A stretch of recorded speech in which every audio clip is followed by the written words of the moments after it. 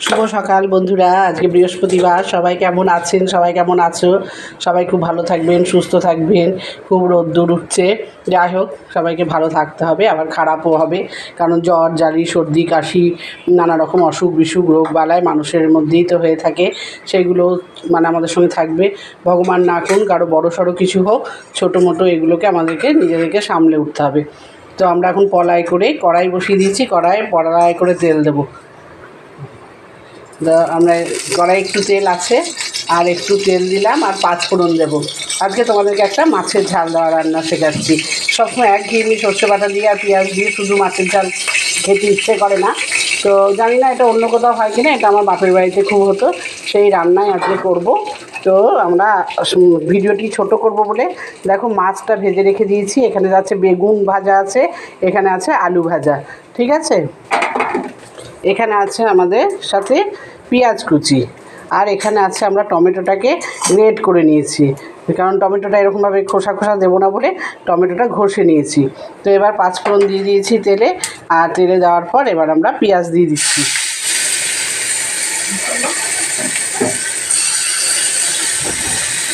এখানে এই টমেটোটাতে আমরা একটু হলুদ মিশিয়ে নিচ্ছি, ধনের গুঁড়ো জিরের গুঁড়ো মিশিয়ে নিচ্ছি, আর অল্প একটুখানি রঙের লঙ্কা গুঁড়ো মিশিয়ে নেব, আর নুনও মিশিয়ে নেবো। এগুলো একসাথে মিক্স থাকলে ভালো হবে। আর এখানে আমরা পেঁয়াজটা ভেজে নিচ্ছি।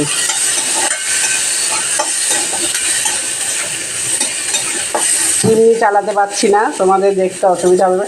এই মাছের ঝাল দেওয়াটা এত সুন্দর হয় না, অন্য কিছু তরকারি না করলেও মাছের ঝাল দেওয়াটা খেতে কিন্তু মাছের ঝাল দেওয়াটা দিয়েই ভাতটা অনেকটা সুন্দরভাবে খাওয়া হয়ে যায়।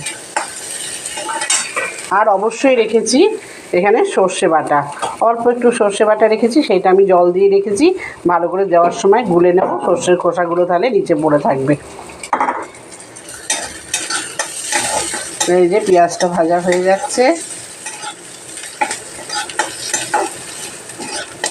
খুব সুন্দর লাগে খেতে, দেখবে এত ভালো লাগে না। শুধু মাছের ঝাল দেওয়া সবসময় আর একঘেয়েমি তরকারি, তার থেকে এইটা দিয়ে এরকম করে নিলে খুব ভালো হয়। এবার আমি পেঁয়াজের উপরে আলুটা দিয়ে দিচ্ছি।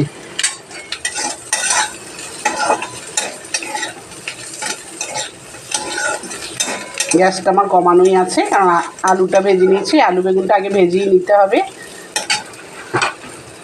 এবার আমি এই যে টমেটোর সাথে এই যে মিক্স যেগুলো করে রাখলাম, হলুদ, একটু ধনে গুঁড়ো, একটু জিরের গুঁড়ো, একটুখানি লবণ, একটু রঙের লঙ্কা গুঁড়ো, আর সর্ষে তেল, কাঁচা লঙ্কা বেটেছি। আর যদি কাঁচা লঙ্কা না দিই তাহলে মাছের ঝাল দেওয়াতে, যদি না দাও তোমরা, তাহলে তখন মাছের ঝাল দেওয়ার সময় কাঁচা লঙ্কা একটু গোটা গোটা দিয়েই দেওয়া যেতে পারে।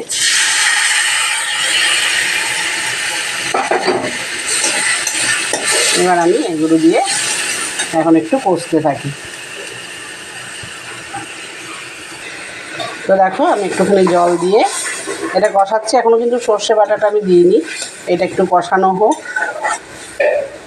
এটা তুমি বড় মাছ দিয়েও করতে পারো, আবার ওই ছোটো মাছ, বাটা মাছ, ট্যাংরা মাছ, তারপরে দেখো বারবার তুমি বলে ফেলছি, আমার সামনে যেন মনে হচ্ছে কেউ আছে, তুমি বলে ফেলছি তোমরা। তো এই দেখো এরকমভাবে আলুটা একটু সিদ্ধ হওয়া আমার দরকার, বেগুন তো সিদ্ধ হতে লাগে না, সেই জন্যে বেগুন তো ভাজাতেই সিদ্ধ হয়ে গেছে। খুব ভালো লাগে বাটা মাছ, তারপর চারা পোনা, আর তোমার ট্যাংরা, তোমার এই দিয়ে বানাবে, খুব ভালো হবে। বন্ধুরা দেখো এবার আমি এটাতে সর্ষের জলটা একটুখানি নেড়ে দিয়ে দিচ্ছি। এখন কিন্তু আমি বেগুন আর মাছটা কিন্তু দিইনি।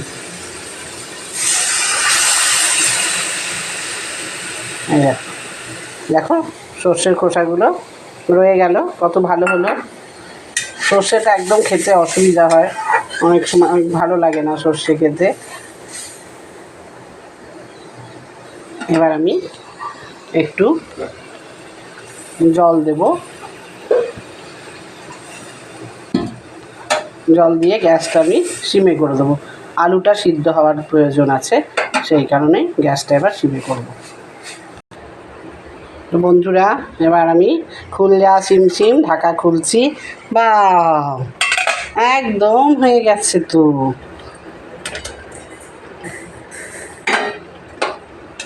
কি সুন্দর হয়েছে, আর কি সুন্দর গন্ধ বেরোচ্ছে জানো। স্মেলটা তো তোমরা পাচ্ছ না, এবার এখানে একটু বেগুনটা সিদ্ধ হয়ে যাবে। আর আমরা সর্ষেতে লঙ্কা বেটেই দিয়েছি, সেই জন্য আমরা কিন্তু আর লঙ্কা দেব না। আচ্ছা, তোমরা আবার বুঝতে পারবে না হয়তো যদি করে খাও, এই জিনিসটার কিন্তু এই মাছের ঝালদাটার কিন্তু আলু বেগুন সবটাই লম্বা লম্বা করে কাটবে, ঠিক আছে? আর একটু ঢাকা দিয়ে দিই। আর এখানে আর একটা বানানো হবে মাছের তেলের বড়া। বাজার থেকে আমরা যে মাছের একদম পরিষ্কার সাদা যে তেলগুলো পাওয়া যায় সেইগুলো আনা হয়।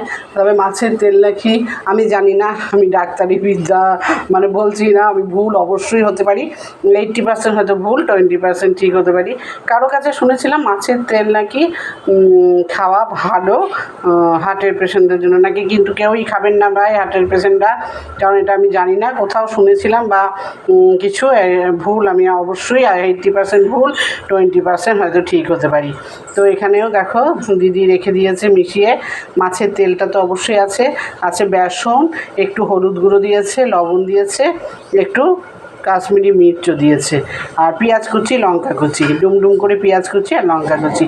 এবার এটা দিদি একদম হাতে করেই ম্যাশ করে সুন্দর বড়া বানাবে, তখন তোমরা দেখবে, খেতে তো পারবে না, খালি দেখবে আর তোমরা বানাবে। তো আমাদের মাছ একদম রেডি হয়ে গেল, আর আমরা এটা নিয়ে কিচ্ছু করব না, বেগুনটা বাদবাকি গরমই হয়ে যাবে। আমাদের এবার মাছটা বাটিতে ঢেলে নেব, নিয়ে আমরা যখন খাবো, তবে এইটার সাথে যদি গরম ভাত হয় না, খুব ভালো লাগে, খুব সুন্দর, খুব উপাদেয়।